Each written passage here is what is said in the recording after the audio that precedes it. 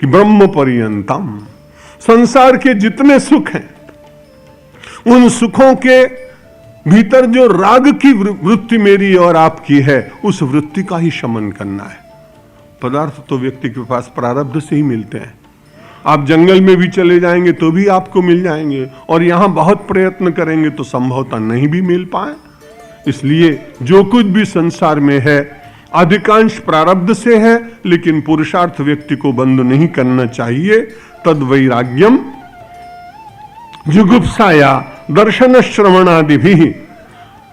लेकिन वास्तव में जो लोग इससे पार चले जाते, नंदंति मन योगीश्वरा। भर्तरी कह रहे हैं हम सब लोग कैसे जी रहे हैं, जरा विचार तो करिए।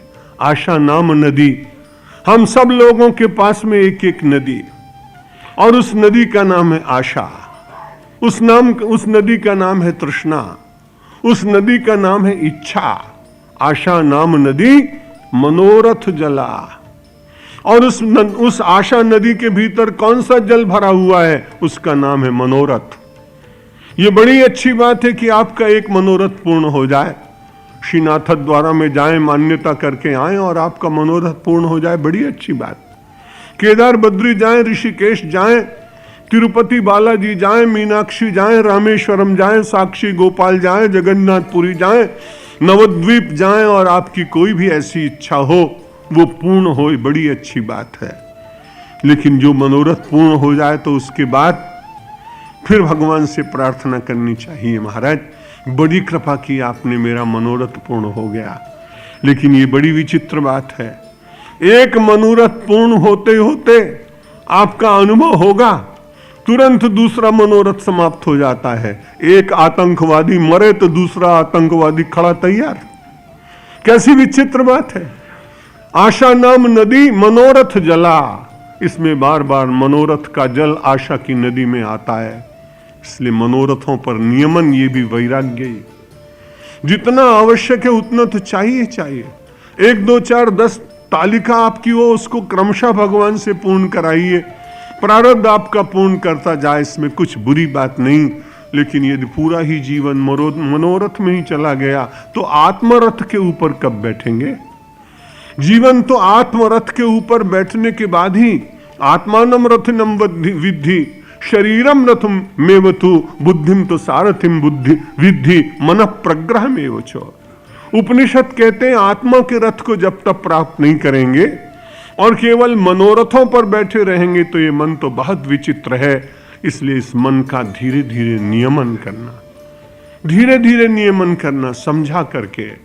निश्चित रूप से जिन लोगों ने नियमन करने का यत्न किया वे केवल ग्राम के लोग नहीं थे। कल भी मैंने आपसे कहा था, इस देश के बहुत बड़े क्रांतिकारी अरविंद घोष जी ने अपने मन पर विजय प्राप्त करने के लिए और पांडिचेरी में कितनी कठिन तपश्चर्या की। 17 वर्ष तक इंग्लैंड में पढ़े थे, जानबूझकर अंग्रेजों की नौकरी नहीं करना चाहते थे, इसलिए हॉर्स राइडिंग में खुद जानबूझकर फेल हो गए। यदि उसमें भी पास हो जाते तो आईसीएस तो हो ही गए थे।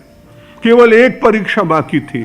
उनके पिता चाहते भी थे कि इसमें हिंदुस्तानियों की छाया इसके ऊपर नहीं पड़नी चाहिए, पूरा अंग्रेज बनकर पूरा अंग्रेजों की सभ्यता में सबसे श्रेष्ठ पद का अधिकारी बने। पर उनके भीतर क्रांति के बीच इंग्लैंड में रहते हुए उन्होंने भारतीयों का और गरीबों का अपमान, रेस्टोरेंट पर लिखा हुआ कि Indians and dogs are not allowed, not permitted, ये सारी दुख की बातें जो उन्होंने झेली थी, इसलिए उनका मन परतंत्रता को तोड़ना चाहता था, इसलिए वे क्रांतिकारी बने। उनके पिता अंग्रेजों के बड़े वफादार थे, इसलिए उनको प्राणदंड नहीं मिला और उनको देश निकाला दिया गया। लेकिन जाने के बाद उस व्यक्ति ने संसार में बहुत पदार्थ देखे थे, विदेश की बड़ी सुविधा देखी थी, पिता के पावन उस सारे वैभव के बीच में अपने जीवन को बड़े सुख से व्यतीत किया था। लेकिन मन में विचार जागा, मनोरथ नहीं आत्मरथ पर बैठकर जीवन के इस चंदन को परमेश्वर तक ले जाने का मैं प्रयत्न करूंगा। और उस व्यक्ति ने कितने वर्ष पांडिचेरी में बताया। आप में से बहुत लोग गए होंगे, किसी महात्मा का, किसी संत का बिना बाहर प्रचार किए जाने के केवल संकल्प के द्वारा इतने बड़े नगर का निर्माण, विश्व के इतने लोगों का आकर्षण, स्वदेश और विदेश के लोग, पूरे अरविंद के थॉट का एक स्कूल बन गया और अलग अलग अरविंद सोसाइटियां आज भी काम कर रही हैं। संसार के पदार्थों में ही सुख होता तो इस देश का तरुण सन्यासी स्वामी विवेकानंद, वो भी संसार में मेरी और आपकी तरह केवल क्षुद्र कामनाओं में अपने जीवन को व्यतीत करके चले जाते। कौन याद करता? शिकागो की कॉन्फ्रेंस में भारतवर्ष की इस वेदांत संस्कृति का झंडा कौन फहराता, शंखनाद कौन करता? लेकिन उन्होंने विचार किया यही संस्पर्शजा भोगा दुख यौन एव ते आद्यंतवंत कौन्तेय नतेश रमते बुधा।